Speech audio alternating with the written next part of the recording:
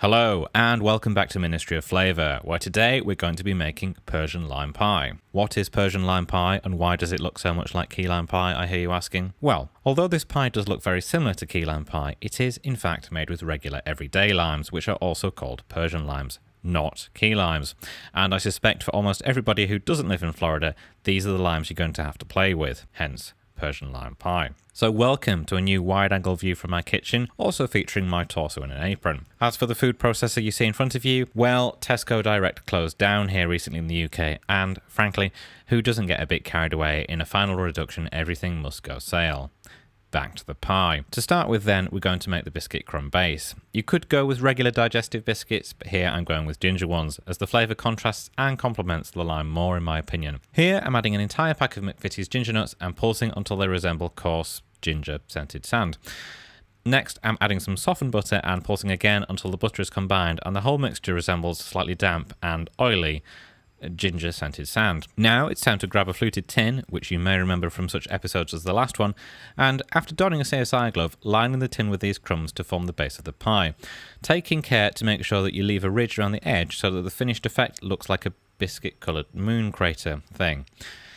It's time for this to take a nap in the fridge to firm up whilst we go make the filling. Navigating our way around to one of the corners of my kitchen table, it's time to grab a microplane and zest the zest of 3 limes, being sure to capture only the outermost green layer of zest. Reverting now back to the food processor, it's time to load up the citrus juicer attachment thing and juice the juice from our limes.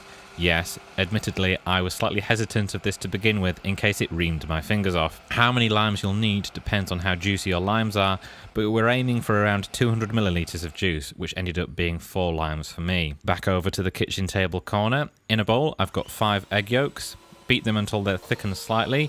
Then it's time to add the magical ingredient which balances out the sourness in the lime juice, sweetened condensed milk.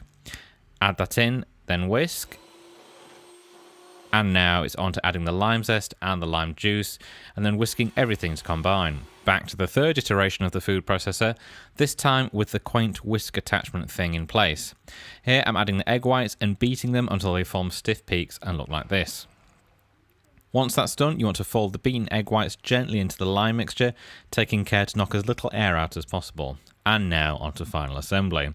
Pour the whole mixture gently into the biscuit base you've retrieved from the fridge, and now it's onto a date with a 160-degree oven for about 25 minutes. You want it so that it's just set, after which it should look something like this. Now, admittedly, this has caught slightly, but don't be concerned if there are 1 or 2 brown spots like this. Icing sugar was made to cover a multitude of sins just like this one.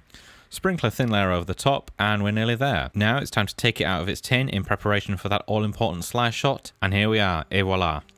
As for how good this was, well, this recipe is supposed to serve between 6 to 8 people. It ended up serving 2 people and being consumed in less than 24 hours. It really was that good. See you next time.